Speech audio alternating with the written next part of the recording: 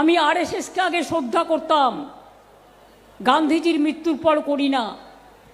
তো আপনারা দেখলেন এই ভিডিওতে আমাদের মাননীয় মুখ্যমন্ত্রী মমতা ব্যানার্জি যা বললেন যে উনি আরএসএসকে পছন্দ করতেন, কিন্তু মহাত্মা গান্ধীর মৃত্যুর পরে তিনি আর তাকে পছন্দ করে না। আচ্ছা, একটু তথ্য যদি দেখা যায় তাহলে পরে মহাত্মা গান্ধীর মৃত্যু হয়েছিল 30শে জানুয়ারি 1948 সালে, আর আমাদের মাননীয় মমতা ব্যানার্জির জন্ম হয়েছিল 5ই জানুয়ারি 1955 সালে। তো এই জায়গাতে কেমন যেন হিসাবটা ঠিক মিলে উঠতে পারলো না। আচ্ছা, আর আরেকটা ভিডিও আপনাদেরকে দেখাই। গান্ধীজির মৃত্যুর সময় 3টে গুলি ফায়ার করেছিল, আর এখন 3টে গুলি ফায়ার। এসআইআর এর নামে লোকের নাম কাটা, এনআরসির নামে ডিটেনশন ক্যাম্প তৈরি করা, আর সেন্সাসের নামে মানুষকে বিদায় করা, একটাও হবে না, জেনে রাখুন। তো আপনারা ভিডিওটিতে দেখলেন যে মাননীয়া বলছেন এসআইআর এনআরসি এগুলো হতে দেব না। আচ্ছা, এসআইআরে যে 70-75 লক্ষ নাম এখন পর্যন্ত বাদ চলে গেছে, আর মানে একটা আন্দাজ করা যাচ্ছে যে প্রায় এটা 1 কোটির কাছাকাছি হবে। তো এই যে 70-75 লাখ নাম বাদ গেল, তো কোথায় সেই 70-75 লাখের মধ্যে তো কাউকে রাস্তায় দেখতে পাচ্ছি না যে না আমি বেঁচে আছি বা আমি এদেশের নাগরিক, তারপরেও আমাকে নামটা কেটে দেওয়া হয়েছে, এরকম তো সংখ্যা দেখতে পাচ্ছি না।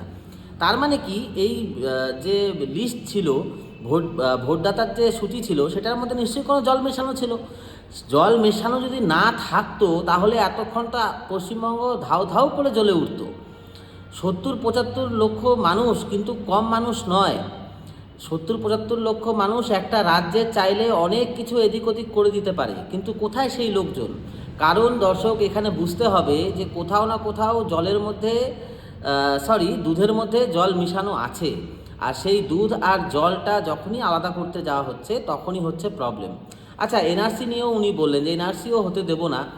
এই জায়গাতে অসুবিধাটা কোথায়? আমাদের পাশের দেশ বাংলাদেশ, সেখান থেকে প্রচুর বাংলাদেশি আমাদের রাজ্যে আসে, এটা তো বাস্তব কথা। তো যদি আমাদের দেশের থেকে তাদেরকে সরানো হচ্ছে, তাদেরকে ডিটেনশন ক্যাম্পে পাঠানো হচ্ছে, তাহলে প্রবলেমটা কোথায়? কেন কি তারা সেই দেশের থেকে এসে আমাদের দেশের যেসব রিসোর্সেস আছে, যেসব কাজের জায়গা বলুন, ব্যবসার জায়গা বলুন, সেখানে প্রচুর বাংলাদেশি ঢুকে যাচ্ছে। ফলে আপনার আমার যে কাজের জায়গাটা ছিল বা যেই ব্যবসার জায়গাটা ছিল, সেখানে হয়তো একটা বাংলাদেশি এসে ঢুকে সে বেশ কাজ করছে বা সে ব্যবসা করছে। তো সে যদি এখান থেকে যায়, সে যদি পশ্চিমবঙ্গ থেকে যায়, সেখানে তো আমারই লাভ, সেখানে আপনার লাভ। তাহলে পরে উনি এই জিনিসটা কেন হতে দিচ্ছেন না? একটা ছোট্ট ক্লিপ আপনাদের সামনে নিয়ে আসলাম, ক্লিপটি একটু দেখুন। তারা তো এমন এমন কথা বলছেন যেন আমার মৃত্যুর কামনা করে আমাকে খুন করার কনস্পিরেসি করছেন। এই কিন্তু প্রভোকেশন স্টেটমেন্টগুলোর প্রমাণ, এটা মাথায় রাখবেন। এটা যখন করছেন মাথায় রাখবেন, আগামী দিন যদি কোনো ঘটনা ঘটে তার জন্য প্রধানমন্ত্রী থেকে এই অপদার্থগুলোর সব কটাকে দায়িত্ব নিতে হবে, দায়বদ্ধতা নিতে হবে। এই যে এখানে যে উনি বলছেন যে উনার কিছু একটা হয়ে যেতে পারে, সেটা হয়তো বা কেউ প্ল্যানিং করেছে, তো সেটার দায়িত্ব নরেন্দ্র মোদী এবং তার পার্টিকে নিতে হবে। আচ্ছা, উনার উপরে এই হামলা, এই আত্মঘাতী যেসব বিষয়গুলো, মেরে ফেলার চক্রান্ত, এটা ভোটের আগেই কেন হয়?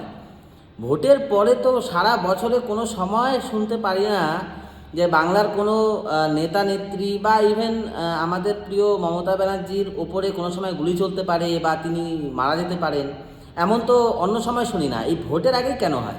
2021-এও আমরা দেখেছি তাকে মেরে ফেলার চক্রান্ত হয়েছিল, তিনি হুইল চেয়ারে গোটা ক্যাম্পেনিংটা করেছিলেন। তো এবারও তিনি বলছেন, প্রশ্নটা আমি বাংলার মানুষের কাছে, আপনার কাছে রাখলাম, আপনার কি মনে হয় উনি কালকে মঞ্চে দাঁড়িয়ে যা বললেন সেটার মধ্যে কতটা সততা আছে বা কতটা ঠিক, কতটা ভুল? কমেন্ট বক্সে জানান। ভিডিওটি শেয়ার করুন আর চ্যানেলটিকে প্লিজ সাবস্ক্রাইব করুন। আপনার একটা সাবস্ক্রাইবে আমরা ভিডিও বানানোর অনেক মোটিভেশন পাই, তো প্লিজ সাপোর্ট করুন।